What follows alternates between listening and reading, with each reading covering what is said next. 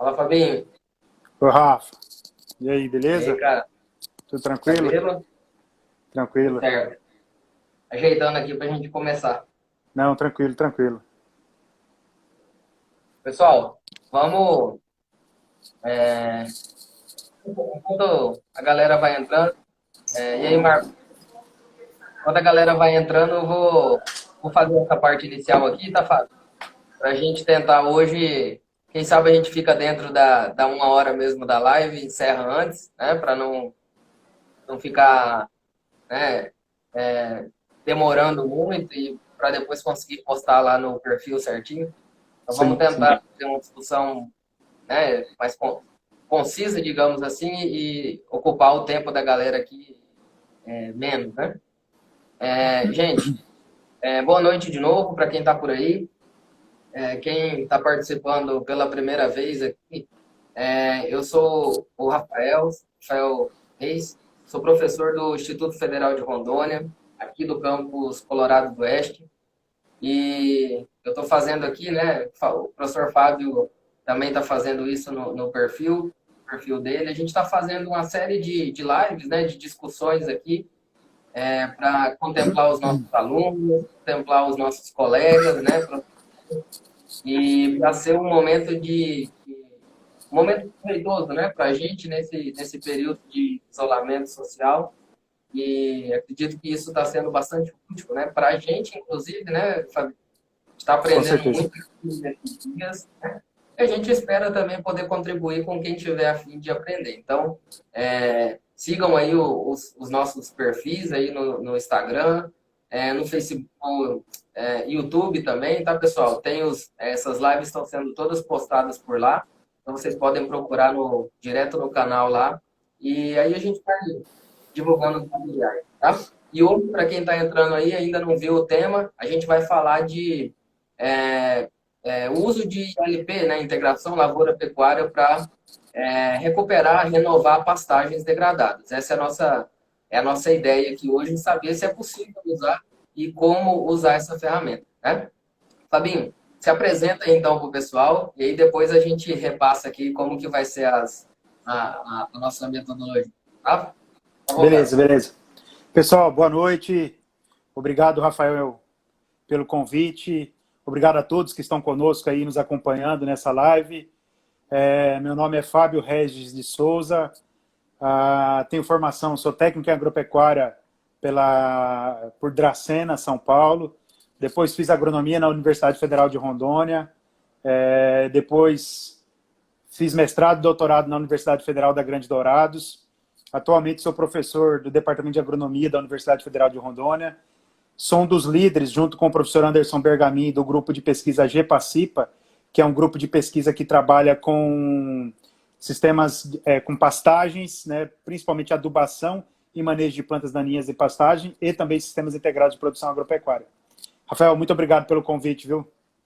Isso, Fábio, eu fico sempre é uma honra poder dividir esses momentos assim com você, seja pessoalmente por aí, né, nas palestras, nos cursos, e agora aqui nessa ferramenta, é a segunda vez que a gente se encontra por aqui, né?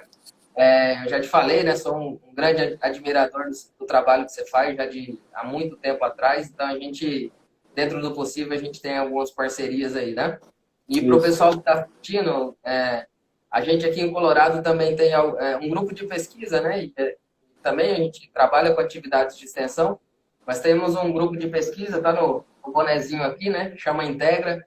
É um grupo que a gente trabalha com integração lavoura, pecuária, floresta. Então sou eu e mais vários colegas nossos, né? Principalmente aí, né, o grupo criado há bastante tempo, já está fazendo 10 anos de criação. Professor Hernando Balbinotti, Fabiano, professor Leandro Matti na época. E tem vários colegas, né? O Túlio está por aí na live também, é um companheiro nosso das pesquisas lá a gente tem uma unidade de referência tecnológica nesse assunto aqui. Então, hoje a ideia aqui é a gente bate papo, né? E eu fico muito contente de poder falar de um tema desse, né?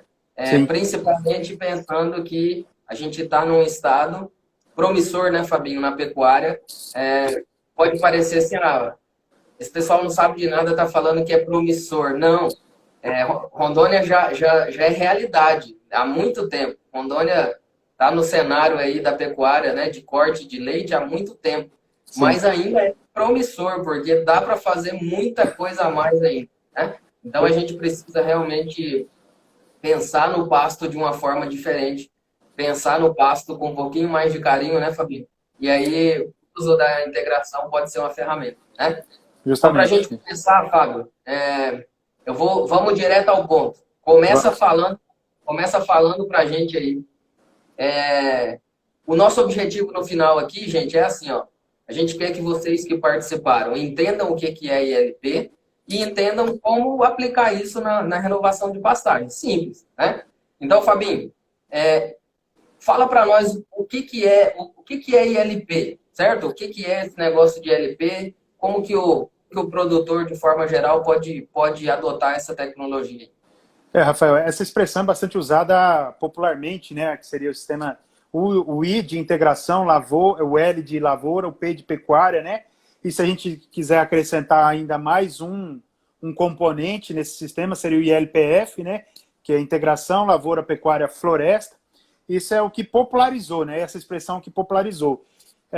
Pelos sistemas integrados, pela sociedade brasileira que foi criada em 2018, né? Ela trata esses sistemas como sistemas integrados de produção agropecuária, que na verdade converge todos para o mesma, no campo, no dia a dia, tudo é a mesma coisa, né? Então, o que seria o ILP? O ILP é a possibilidade de, na mesma área, a gente conseguir incluir num sistema de produção, incluir leguminosa, incluir uma gramínea, a combinação de 2 gramíneas, no caso do consórcio milho com braquiária, e depois ainda o componente animal.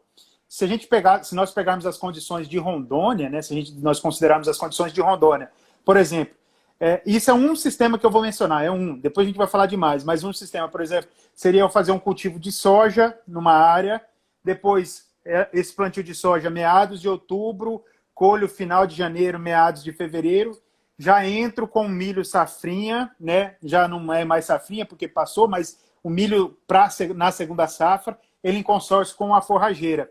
Esse consórcio com a forrageira, lá por junho, eu colho esse milho e deixo a forrageira para pastejo, que vai aí a mais ou menos de junho até mais ou menos final de setembro. Então, isso seria um ciclo, seria o sistema de cultivo numa mesma área, onde eu tenho vários componentes. E ainda se eu incluir nesse caso, como nós mencionamos, nós podemos incluir o componente florestal, que também está ganhando espaço aí a nível de estado, né, Rafael? Acho que é interessante a gente pensar assim, né, Fábio? De forma bem direta, né? A ILP é uma integração que envolve, em determinado momento, lavoura, em determinado momento, pecuária. Isso pode ser simultâneo, digamos assim, como são as consorciações temporais, né, digamos assim. Sim. Isso simultâneo, como também essas integrações, elas podem acontecer também com o tempo, né? Com o passar do tempo, às vezes, numa mesma área. Então, o pecuarista que estiver assistindo a gente aí, né, a gente vai entrar nesse assunto e esclarecer melhor.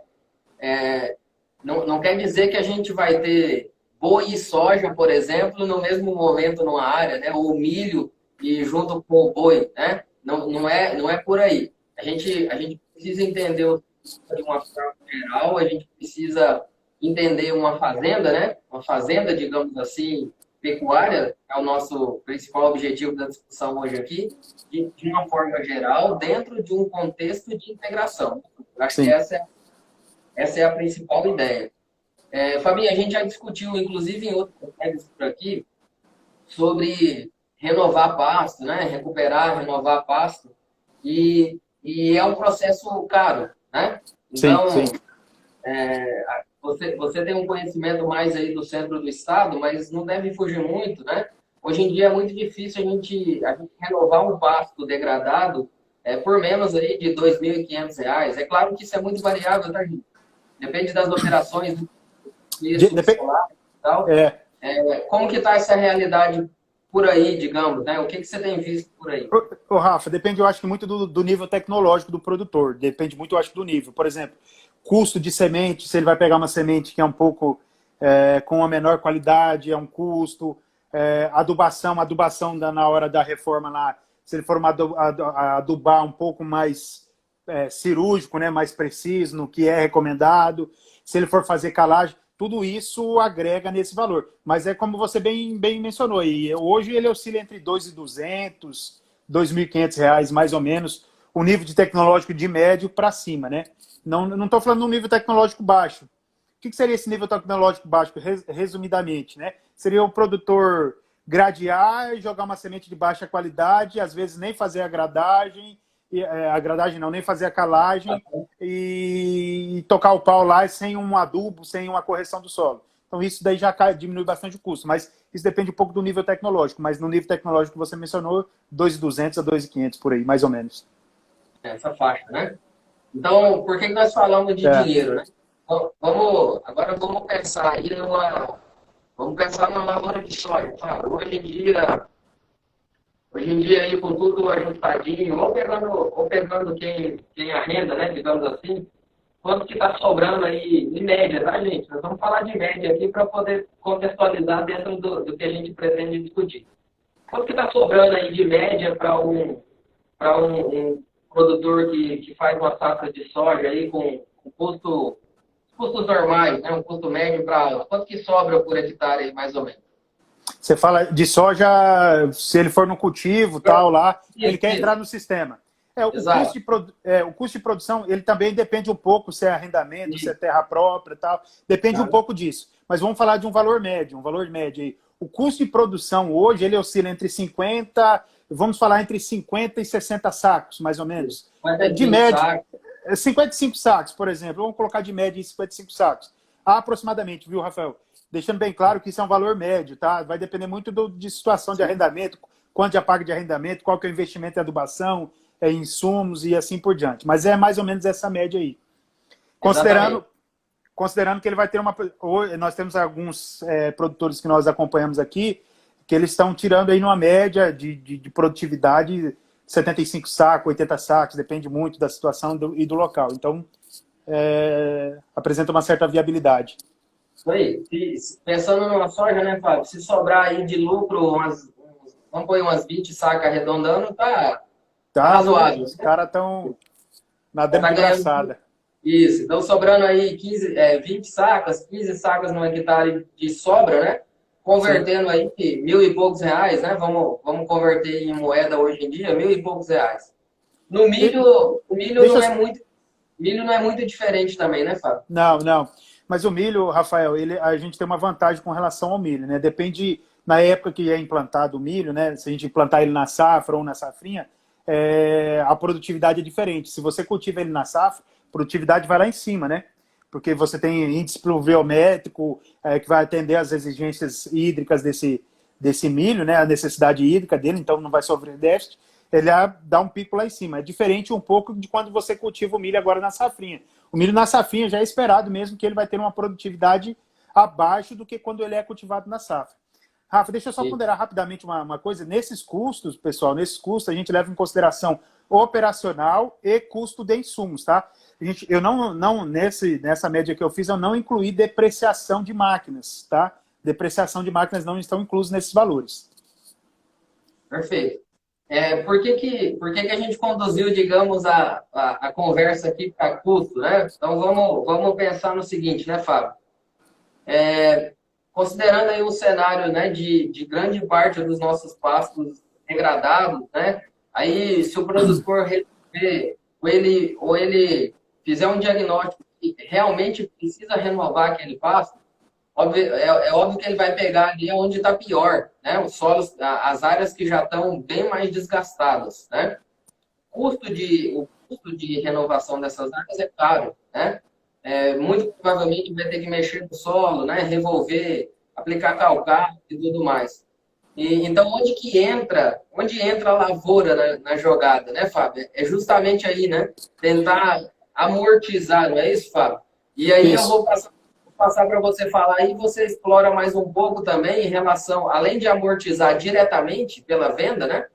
Ainda tem o lance do produtor aproveitar o milho na fazenda, fazer uma silagem, né? Sim.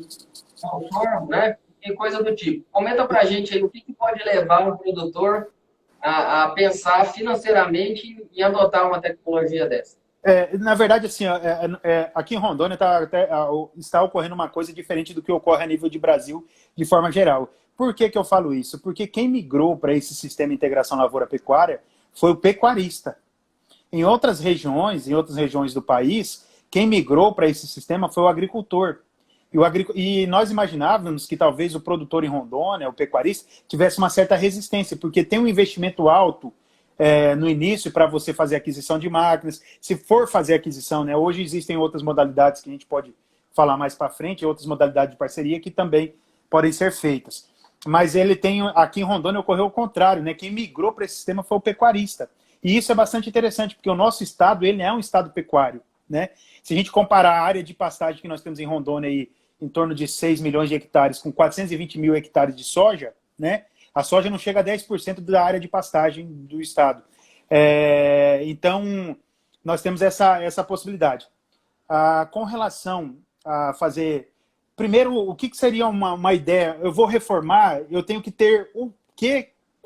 Por que eu vou reformar? Aí eu dou uma sugestão para vocês. Vocês assistam a live do Foroni junto com o Rafael, que está no Instagram do Rafael, que lá ele detalha ponto a ponto o que seria essa... Quando eu reformo e quando eu renovo, né? Então, nesse sentido. Não vou entrar no detalhe porque tem uma live específica sobre isso. Mas por que o ILP ou o ILPF é uma alternativa para a reforma de pastagem? Principalmente para amortizar esses custos, né? Amortizando esses custos de implantação, né? Por quê? Porque você vai ter a correção do solo. Normalmente, se você fosse fazer uma pastagem, você ia corrigir o solo. Você vai ter esse sistema de correção. Você vai ter que fazer a adubação desse solo, por exemplo, para a cultura da soja, depois para o milho. A braquiária, o pânico, se for em consórcio, vai usar isso como esse resíduo deixado pela soja, do adubo da soja e também dos restos da planta de soja ali, além também dos restos da planta do milho ali, esse resíduo que vai ficar ali, ele vai servir como adubo e também o residual do próprio adubo mineral que foi utilizado. Então ela se beneficia nisso. Uma outra vantagem desse sistema é que nessa inclusão, quando você faz soja, daí milho com a braquiária ou milho com um pânico, você tem a possibilidade de usar isso para pastejo e também para silagem, né? Você pode fazer tanto a silagem somente do milho ou fazer talvez a silagem combinada do capim com o milho. É um pouco mais trabalhoso, mas é uma possibilidade. Exato. É isso mesmo, Fábio. E tem um outro lance também que é importante a gente citar, né? A diversificação, né, Fábio? A gente tem visto, pessoal, e aí essas lives também servem para isso. Às vezes a gente vai pulverizar no ar aí uma série de informações, né? Porque o tempo aqui é curto. A gente vai pulverizando aí algumas informações e depois a gente tem contato aí para vocês entrarem em contato direto com a gente ou procurar na internet. Isso não está longe da gente não, tá, pessoal? Quando a gente fala lavoura entrando em lugar aí de pastagem, isso está aí na vizinhança, digamos assim. Nós temos algumas referências disso já em Rondônia.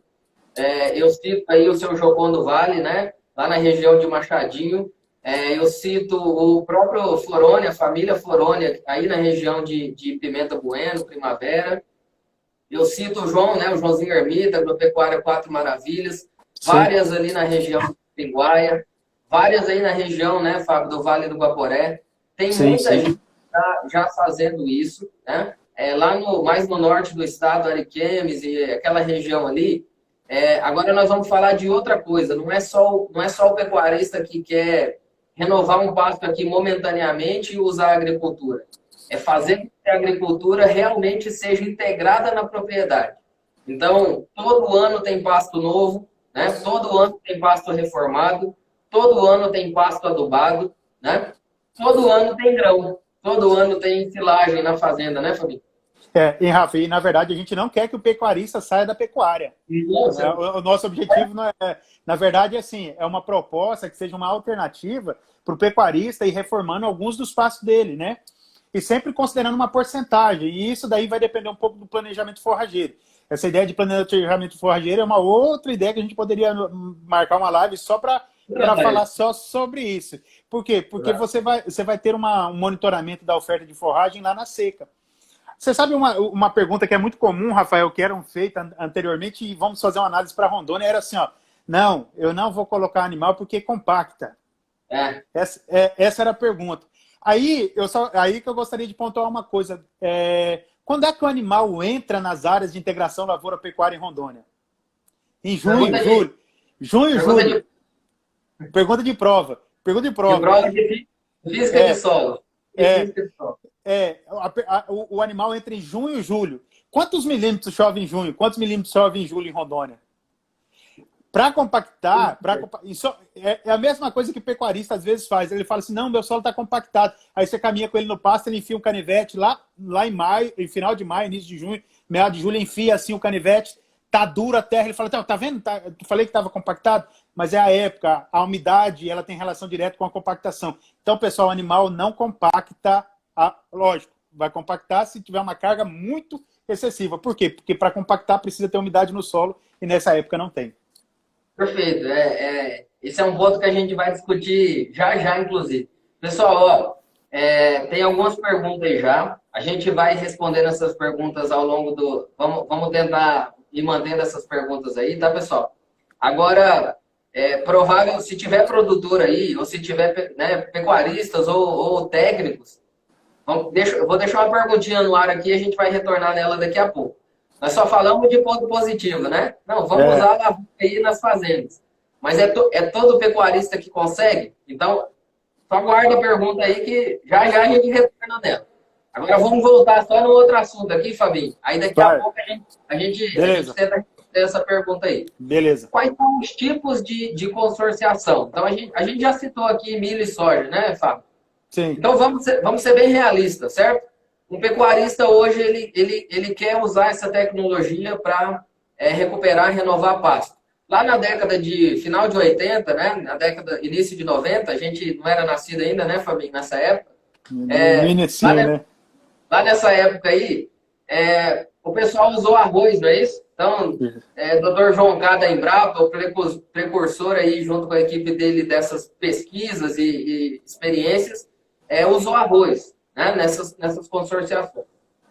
E hoje, que planta que a gente poderia usar e de que forma? Vamos explicar isso aí para a gente. Tá. Eu não vou entrar nos critérios de modalidade lá dos tipos que a Embrapa, até nesse livro que está aqui, ó, que menciona. Não vou entrar nisso, não. Vou comentar aqui. Por exemplo, uma modalidade que tem sido feita, e alguns pecuaristas que usam pânico, principalmente, alguns pecuaristas que querem usar pânico depois da soja, que é uma alternativa, seria fazer a sobressemeadura. O que é a sobressemeadura? Eu preparo o solo, corrigi o solo, adubei e cultivei soja. Lá, quando a soja ela está na fase de senescência, que ela começa a perder as folhas, que as folhas vão começar a cair, popularmente a gente chama de, quando as folhas estão enlorando, né, ficando amarela e que ela começa a cair, é feita a distribuição a lanço dessas sementes de forrageira. Faz essa distribuição a lanço dessa forrageira e aquelas próprias folhas da soja que estão caindo sobre essa semente de pânico, pode ser mombaça, pode ser miag, pode ser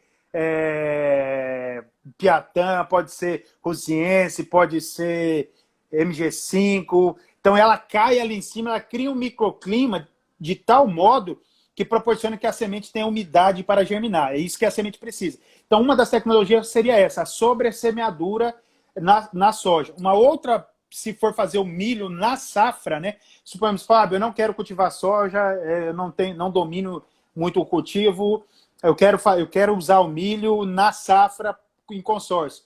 Então você pode fazer a modalidade de consórcio de milho simultâneo com o capim. O que é esse simultâneo? Você distribui a lanço a semente do capim e vem plantando atrás a semente de milho, tá?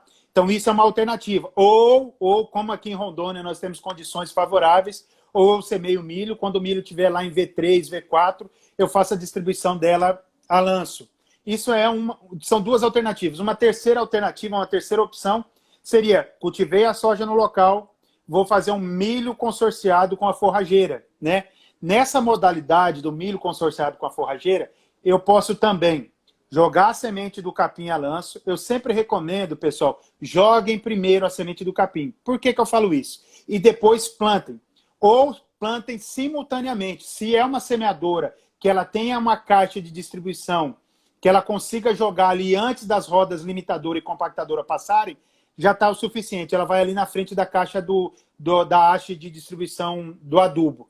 Adubo, Isso é uma modalidade, né? Essa talvez seria uma das mais indicadas, porque você vai ter quase certeza que você está incorporando a semente. Semente precisa ser incorporada, tá? Isso é o ideal. Ou você joga a semente a lanço, e vem com a plantadeira depois semeando o milho.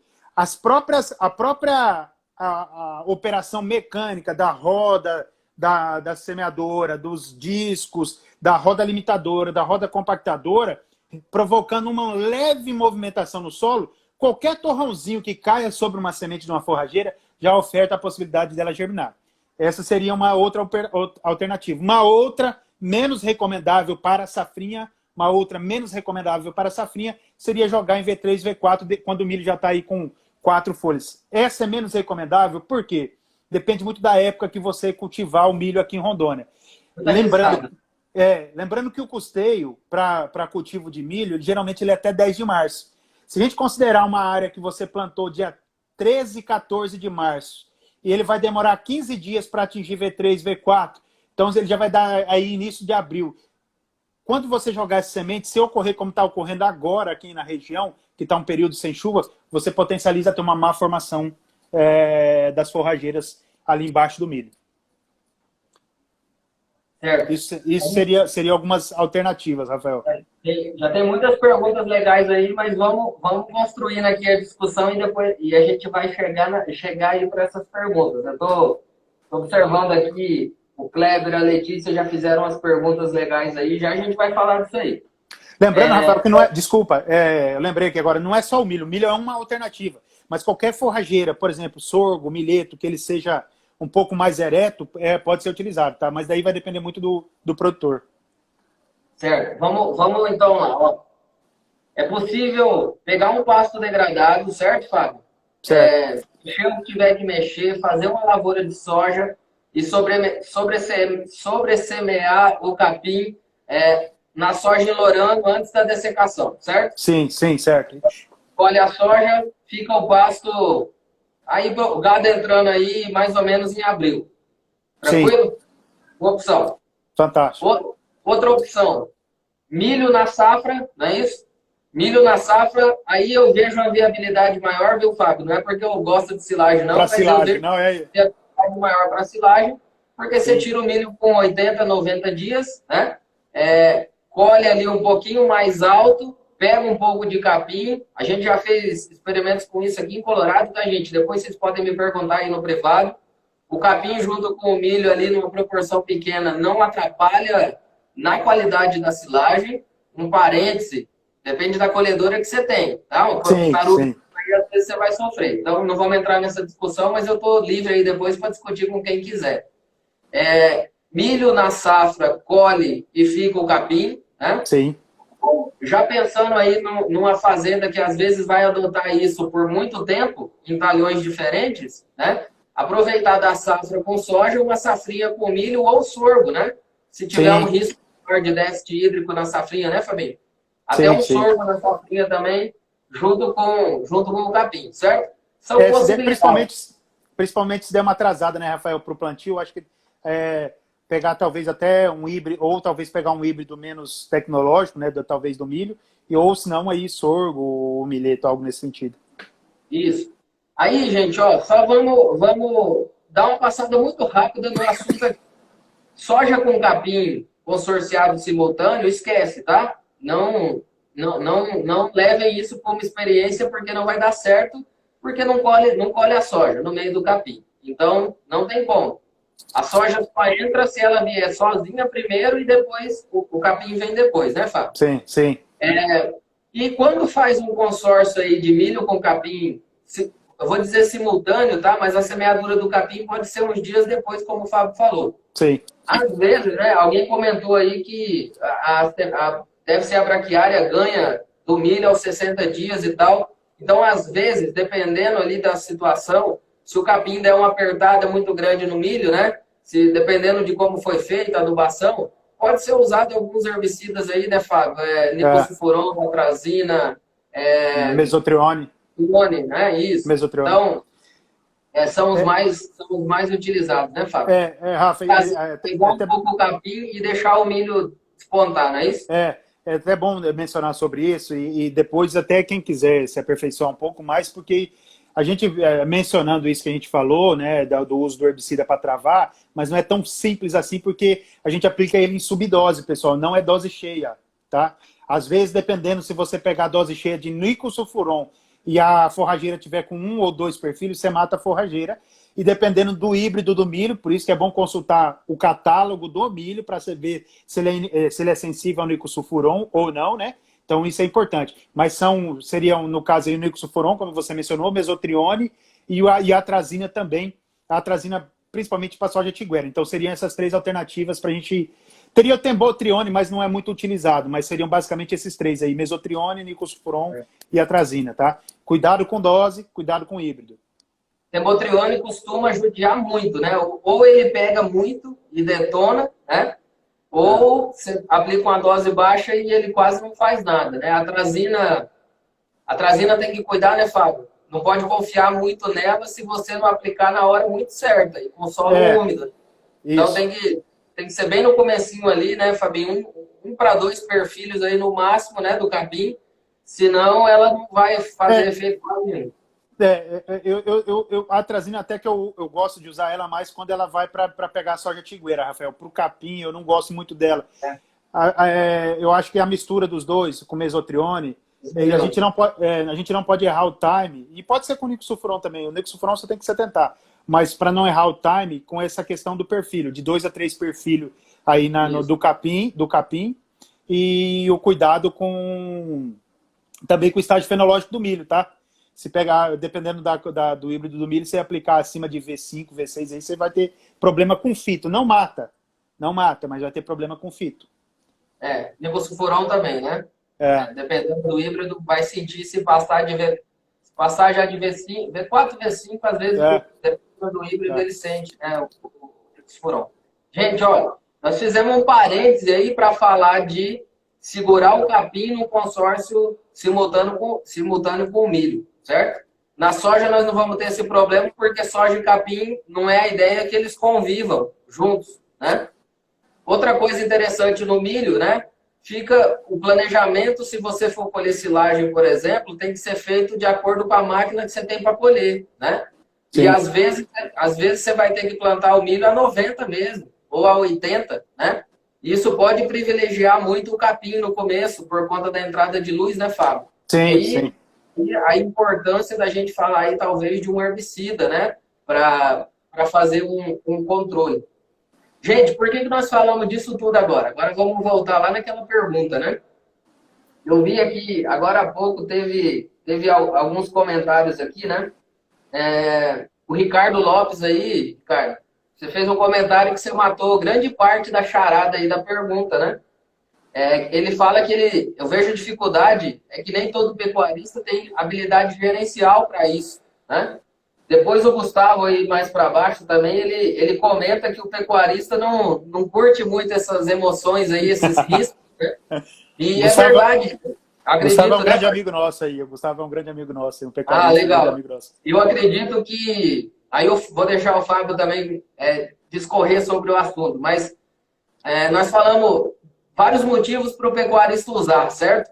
Agora vamos falar assim, e por que ele não usa, né, Fábio? Aí acho que dá para começar com essa questão gerencial, né? Maquinário, topografia do terreno e etc. Então, manda ver aí. Na verdade, assim, como está migrando, a pecuária, dependendo até de qual é a modalidade da pecuária, você está muito encaixadinho ali, né? Se é boi de engorda, se é cria, se é recria, então você já está encaixadinho com o sistema de manejo. Quando você vai para uma agricultura, já vai demandar um pouco mais de habilidade na agricultura especificamente, né? Então começa a fugir um pouco daquilo que ele vinha fazendo na propriedade. Entretanto, Rafael, e como eu conheço os pecuaristas de Rondônia, e desses que você falou aí, são exemplos muito claros, né, disso do uso, eu vejo assim que aqueles que estão migrando não voltam mais. Eu tenho alguns que eu visito aqui, que são parceiros meus, que quando a gente vai lá, ele começou com 150 hectares, aí no outro ano ele começou com milho, não foi nem com soja, foi com milho, consorciado Cabraquera. Aí no outro ano ele já plantou 300 hectares de soja, no outro ele já foi e hoje já está aí numa boa parte. Lembrando que essa escala, essa evolução, pessoal, depende muito da sua gestão com relação à sua área, porque você vai ter uma oferta de forragem boa num período seco, mas você também tem um número de animais nessa propriedade. Mas com relação... Pode falar. Um parênteses aí. O que você falou aí agora responde a pergunta da Thaís aí. Ela perguntou qual opção é mais viável, né? Então, aí eu costumo dizer assim, se a gente soubesse a resposta para isso, ou a gente estaria muito rico. Não existe, né, Fábio? Uma mais viável. Você acabou de comentar aí. O pecuarista começou com milho, migrou para soja. Então, acredito que a viabilidade vai mais em cada pecuarista vencer aquela dificuldade ou aquela limitação que ele tem para aquilo, né, Fábio? Sim. Seja gerencial, seja de estrutura, né? E eu vejo assim, Rafael, que a Rondônia está evoluindo assim, Rondônia, e graças aos alunos que vocês formam aí, que nós formamos aqui, que as outras universidades formam aqui em Rondônia, e que estão atuando em Rondônia, a gente vai ter uma evolução bem interessante com relação a essa questão de gestão. Eu acho que a gente tem que começar a voltar os olhos para a gestão. É um nicho, é um campo a ser manejado, principalmente para essas áreas que estão indo para a integração lavoura-pecuária. Quando a gente pensa nessa possibilidade, a gente deve considerar, como você mencionou, o custo. Fábio, eu vou comprar uma colhedora de 1 milhão, eu vou comprar um trator de 350 mil, eu vou comprar uma plantadeira de 200 mil? Não necessariamente. Aí depende muito de parceria. Ou você pode comprar maquinários mais acessíveis já de segunda mão, né, utilizados, já que estão com boas características, para diminuir esse custo. Isso é uma alternativa. Uma outra alternativa seria fazer parcerias com outros produtores, quem já está plantando, né? Nós temos um conhecido nosso lá, um grande amigo nosso, em Chupinguá, que ele faz isso. Ele é pecuarista nato, gestor nato. Entretanto, a área que ele queria reformar, o que ele fez? Ele arrendou para o vizinho dele, arrendou a soja, não o capim, ele arrendou a soja e o milho, só que ele negociou com o cara, falou assim, ó, você vai colher o milho, eu quero o capim para mim. Beleza. Então é uma outra alternativa, essas parcerias, né? Então, primeiro, essa questão do custo. A gente deve ponderar o custo. Eu vou fazer um investimento alto para iniciar. Uma outra coisa, eu tenho topografia para essa área. Eu apresento... Essas áreas que eu pretendo reformar, ela tem uma fertilidade que ela é capaz de sustentar o sistema. Então, seriam algumas das possibilidades aí que a gente pode lançar mão, que às vezes cria uma certa resistência inicial, mas depois, que quando ele entra, que ele se apaixona pelo negócio, o pau tora. Eu acho que vamos fechar o raciocínio e vamos escalonar aqui. Então, vamos lá, ó. Gestão, de forma geral, né, Fabinho? Acho que é o primeiro ponto aí. É o medo, é o risco, né? O pecuarista é acostumado é óbvio, ninguém quer perder dinheiro, mas o pecuarista já tem um negócio mais seguro no gado, né? Já tem isso enraizado de uma segurança, às vezes, um pouco maior. E a gente não está falando que pecuarista não investe, não, tá, pessoal? Não é essa a ideia, não. Mas você sair da zona de conforto para entrar em uma outra coisa com uma experiência, às vezes, pequena ou que não existe, isso realmente assusta um pouco. Então, esse é o primeiro ponto, né? E eu acho muito interessante, né? Aí faz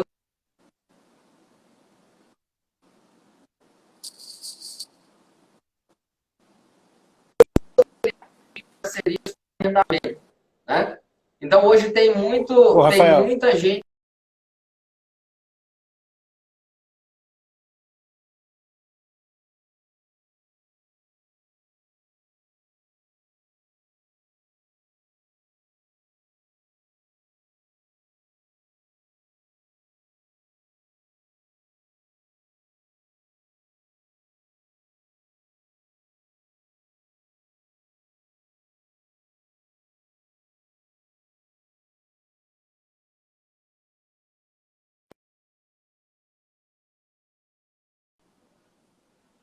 Rafa. Oi, caiu aí. Não, eu não sei se foi a minha ou foi a sua. Teve aí uns 40 segundos da sua última fala, eu não ouvi.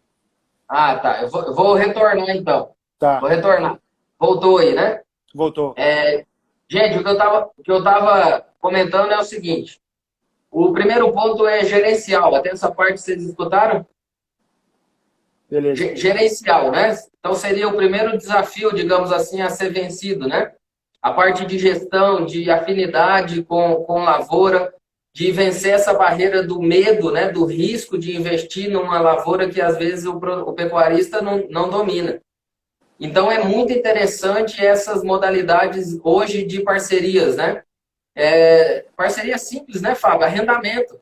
A renda faz uma soja e deixa o capim.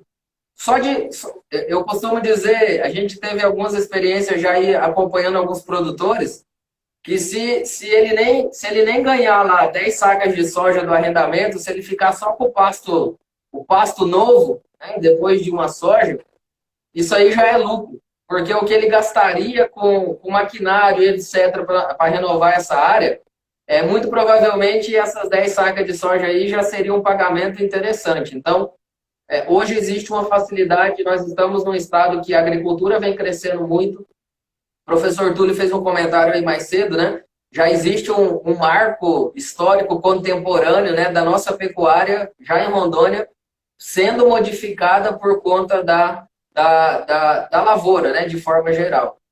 Então, isso é uma Sim. realidade. Agora, é óbvio que a topografia, né, infelizmente, às vezes vai inviabilizar algo numa escala maior, né, Fábio? Aqui Sim, em sim. Colorado, você conhece aqui, muito morro ou pouco morro, é mais ou menos essa a nossa realidade, né?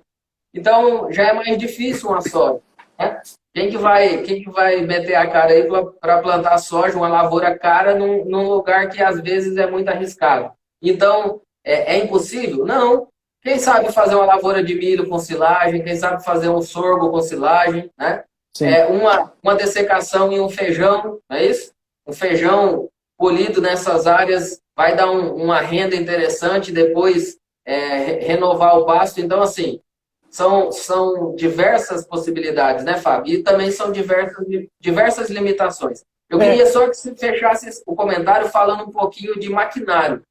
O pecuarista é, teria uma dificuldade grande, né? tá, Rafael, pensando assim, ó, e até né, dentro dessa sua fala, a integração lavoura-pecuária ela não é só para médio e grande produtor, é para pequeno produtor, é justamente para o pequeno produtor que ela se encaixa, principalmente quando a gente combina o milho consorciado com o capim para uma reforma de pasto. Mesmo que às vezes o terreno seja um pouco mais acidentado, existe a possibilidade de fazer uma semeadura com tração animal, uma semeadura manual, ou dependendo do trator, até do tamanho do trator, é possível. Lógico, não é aquelas ribanceiras, né? Mas em topografias, então a integração lavoura-pecuária, ela também é ideal para o pequeno agricultor. Isso é uma que eu gostaria de mencionar. Com relação ao maquinário, Rafael, o cara não vai investir R$ 1 milhão numa colhedora, mais 800 mil num pulverizador, mais 200 mil numa plantadeira, mais 200 mil num trator.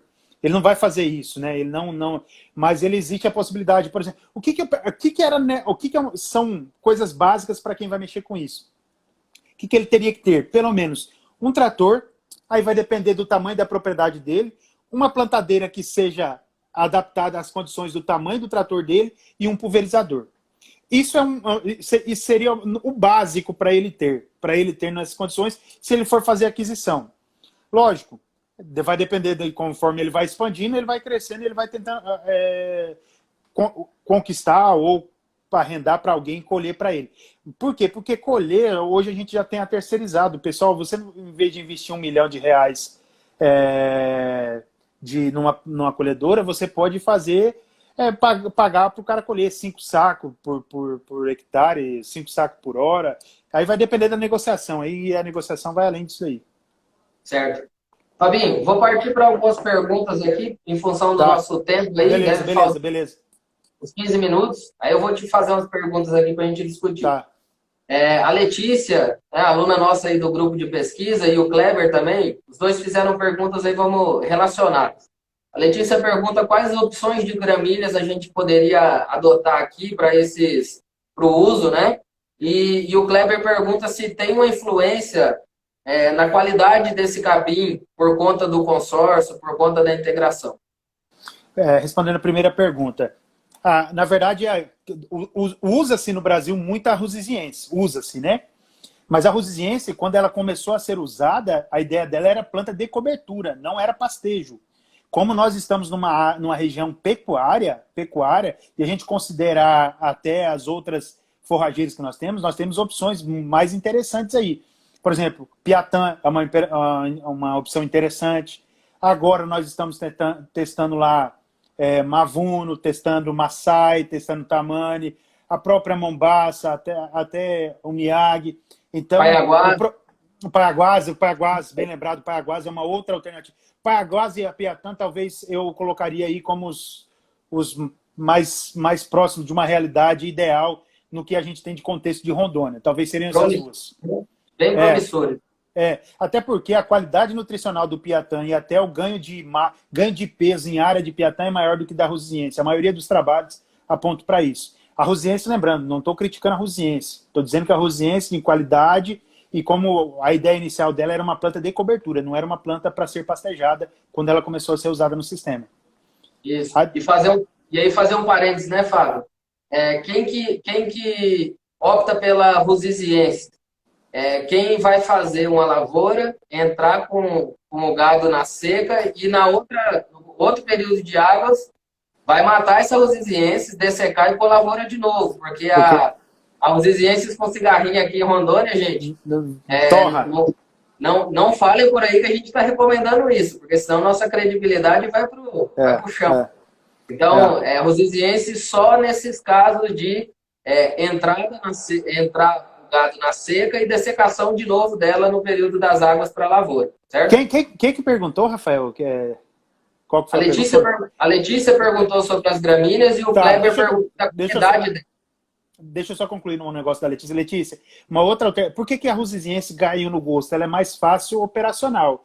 Ela assenta mais o solo e quando você que você desseca ela é mais sensível à dessecação, 2 litros de glifosato, no máximo 2,5 você desseca ela dela assentar bem no solo e quando você vem com a plantadeira, o disco de corte de palha da plantadeira corta ela perfeitamente.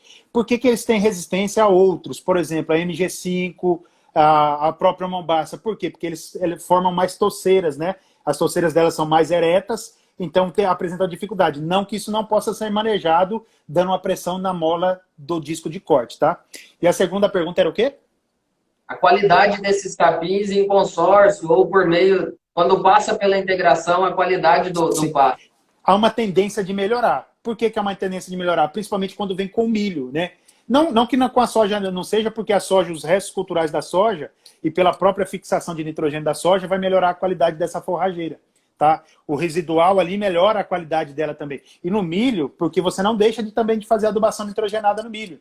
Então o próprio forrageiro acaba se beneficiando disso. Além dos resíduos e da combinação também que existe ali com o milho e a forrageira se aproveitando do adubo que foi destinado ao milho. Há uma tendência de ser melhor. E aí, gente, a escolha, né, da forrageira, para quem estiver assistindo aí, tem tudo que nós falamos, mas tem outro ponto também. O pecuarista que estiver fazendo isso e voltar, e ele quiser o pasto, não é isso? Por um longo tempo, essa escolha é óbvio que vai ser definida também pelo que ele quer para o sistema.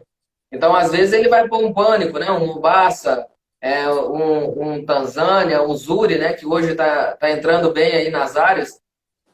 Mas, às vezes, ele vai entrar com o braquiarão mesmo, de novo, Marandu, ou um Charaés, né? De acordo com o sistema que ele quer também manejar, tá? Agora, quando o retorno da lavoura vem na sequência, aí a gente vai ter que entrar em Rusienses, em Paiaguás, às vezes no Piatã, né? Que são plantas que têm um operacional melhor para a entrada posterior de uma lavoura, né? Sim. As outras, não que seja impossível, tá? Mas se todo ano voltar com lavoura, é mais coerente trabalhar com capim que seja mais adequado para essas metodologias, né, Fábio? Sejam mais facilmente manejados, né?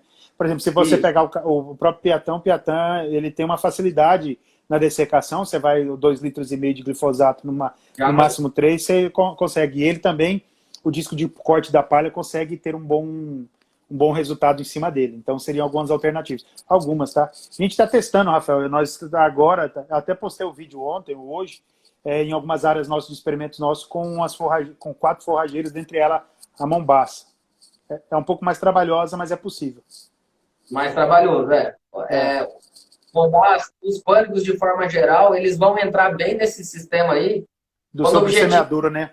Você fazer sobre-semeadura e ficar com esse pasto aí 2, 3 anos, né? Como muito pecuarista tem feito. Algumas fazendas aqui no Mato Grosso estão fazendo giros de 2 anos, né? Para aproveitar melhor o capim, porque um pânico aí de primeiro ano, ele ainda tá fechando a área ainda, ele ainda está perfilhando. Então, às vezes, fica 2 anos com esse pasto de pânico para depois voltar com lavoura de novo, né? Teve uma pergunta que o Thiago, né, perguntou: esse sistema é viável para um confinamento de médio porte? O que você acha, Fábio? Repete aí, por gentileza. Teve uma pergunta aqui se esses sistemas são viáveis para quem trabalha com confinamento de médio porte. Sim, eu acredito que sim.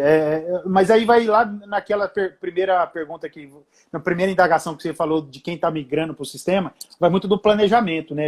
O que ele planejou? Quais são os objetivos? O que ele traçou para aquela propriedade? Mas é possível, sim, é possível. Para você ofertar, por exemplo, silagem, para você ofertar o próprio grão, depois, posteriormente. Semana que vem eu devo estar indo numa área de Chupinguá fazer uma visita justamente com essa visão. O produtor, ele tem o confinamento e ele quer produzir para o confinamento dele. E aí eu adiciono aí, Fabinho, o seguinte, né? Quem trabalha com confinamento e, óbvio, né? Se tiver terra para lavoura, né? Na verdade, os confinamentos grandes, eles precisam de terra, porque, no mínimo, para produzir silagem, né? Sim. Então, com certeza é viável. É claro que daí depende da metodologia, mas é viável, né? Tem uma pergunta aqui do Denis, desculpa.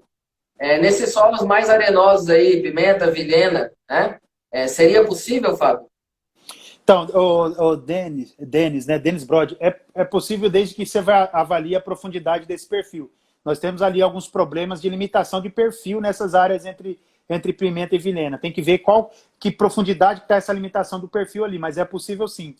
E é não só possível, como é o ideal para essas áreas. Tá? É o ideal para essas áreas. Não é só como possível, mas como é ideal. Por quê? Porque você vai estar formando palhada, protegendo o solo, e ainda mais se for numa... Apesar que ali é bem plano, né? E você vai estar protegendo o solo, mas pode ser feito sim. Vamos fazer uma relação aí que pode parecer muito simplista, mas dá para entender, né, Fábio? Quanto pior, digamos assim, for o solo, né? Tanto física quanto quimicamente, esses sistemas de integração tendem a ser melhores. Melhores. Não estou falando que você vai produzir mais milho nessa área do que o cara vai produzir numa outra, não, tá? Mas dentro daquela área, a tendência é que esses sistemas propiciem um incremento muito grande de produtividade, porque você está melhorando o solo, cobrindo o solo, incorporando um pouquinho de material orgânico que pode aumentar o teor de matéria orgânica do solo, né, Fábio? Então, sim. A tendência é, nesses solos mais arenosos, os resultados serem, inclusive, mais significativos, né, visualmente. E lembrando que nesses solos arenosos, a demanda de conhecimento técnico é muito maior do que num solo argiloso. Então, algumas precauções, algumas técnicas mais apuradas devem ser levadas em consideração. Isso aí eu sugiro, tá, pessoal? Quem tiver um pouquinho mais de tempo aí, pesquisa aí algumas coisas, alguns artigos. O pessoal tem trabalhado muito em Mato Grosso do Sul, né? O oeste ali de São Paulo também, nessas áreas de solos arenosos, né, Fábio? Integração específico para essas áreas de solos mais arenosos. Sim. De bastante pesquisa tem sido verificado, tá? Pessoal, nosso tempo tá quase acabando, tá? O Fábio, vamos aqui para uma pergunta aqui do Fábio e provavelmente a gente vai encerrar aqui. O Fábio fala aí, ó, vocês estão recomendando gesso com amostragem de 20 a 40, se cálcio for menor do que 0,4? acho que geralmente, né, tecnicamente, a gente recomendaria, né? Abaixo de 0,5, né? Centimol de carga por decímetro cúbico de cálcio, já seria interessante aplicar gesso, né, Fabinho? Mas Sim, aí nós temos um sim. problema aqui linguístico, né? Tem que ver para que região que é. Eu não sei qual que é a região do. Quem que perguntou? O Fábio. O Fábio, Fábio, eu não sei de qual, tá não bom. sei de qual região que você é, mas aqui em Rondônia, por exemplo, aqui a gente tem uma dificuldade com transporte. O custo do gesso aqui chega muito alto por causa de frete. Mas considerando que esse valor que você tem aí de 0,4 centimol, seria recomendado colocar assim. Tem uma recomendação do Eduardo Favero Caires, que é talvez quem mais trabalhou com gesso no Brasil. Ela foi publicada recente no Journal Agronomy, que trata sobre essa recomendação específica de gesso, tá? Então, se você quiser, depois você pode me perguntar no privado que eu te mando a publicação. Uma observação, né, Fabinho? Cuidar com gesso aí em solos muito arenosos, né? Porque ele pode mandar um pouquinho de bases aí muito para baixo, né? Ah, Muito para baixo no perfil, né? Acho que tem alguns cuidados aí na aplicação de gesso, a gente pode no privado aí depois é, discutir melhor, tá? O Marf, alguma coisa, ele cita aí que tem muito pecuarista migrando, né? Sem aham, ter muito conhecimento, né? E aí, para encerrar nossa live aqui, Fabinho, para a gente não estourar o tempo, pode ser? Acho que pode a ser. ideia é, gente, a gente está aqui discutindo e a gente está aqui à disposição. A gente não sabe muita coisa aí não, mas a tendência é que o pouquinho que a gente souber, a gente vai tentando conversar e repassar nossas informações, né, Fábio? Justamente, Pode Rafael. ter as suas considerações aí para a gente Obrigado, encerrar. obrigado, Rafael. Obrigado pelo convite. Foi um prazer a gente poder discutir aí. O tempo é curto, mas eu acho que foi bastante proveitoso. Pessoal, quem tiver interesse, pode depois, no meu privado, eu acho que no privado do Rafael, vocês podem também perguntar que a gente está à disposição. Rafael, brigadão, viu? Fabinho, um prazer, cara, receber você aqui de novo. Espero que essa nossa parceria aí dure. Só para dizer tchau, né? Só para dizer Só tchau, tchau. para despedir. Gente, ó, cortou aqui, mas, Fabinho, de novo, obrigado. Beleza. Gente, Eu que obrigado a todo agradeço. mundo que participou. Obrigado aos nossos colegas, né, que mais uma vez participaram, os nossos alunos. Obrigado mesmo por vocês participarem. E aí, um aviso, tá, gente? O Fabinho tem 2 lives, né, Fabinho, semana que vem, né? Tem. Deve divulgar por aí, né? Se quiser adiantar aí com quem é, Fabinho. Tá, tem uma manhã sobre importância da semente com o professor Rogério Coimbra, da Universidade Federal do Mato Grosso, de Sinop. Aí na segunda-feira a gente vai começar uma série sobre café e na quarta ou quinta, a gente vai ter uma sobre adubação de sistemas, tá? Obrigadão, Rafael. Perfeito. Valeu. Valeu. E a gente vai fazer aqui no meu perfil, a gente vai ter 2 semana que vem, na terça-feira, com o Armindo, né, da CIA e da Aliança CIPA, a gente vai falar do pastoreio rotativo, né, vai ser muito interessante. E na quinta-feira, a gente vai ter uma com o professor Túlio, que está acompanhando a gente aí, justamente de um tema que a gente citou hoje, né? Como escolher a forrageira para os sistemas. Então, acompanhe aí os nossos perfis, né? E fica à vontade para fazer as perguntas, tá bom? Perguntem para a gente aí o que vocês quiserem e se a gente souber, a gente vai responder e vamos trocar uma ideia. Obrigado de novo a todo mundo que participou. Obrigado, Fabinho. E até semana que vem. Um abraço. Valeu.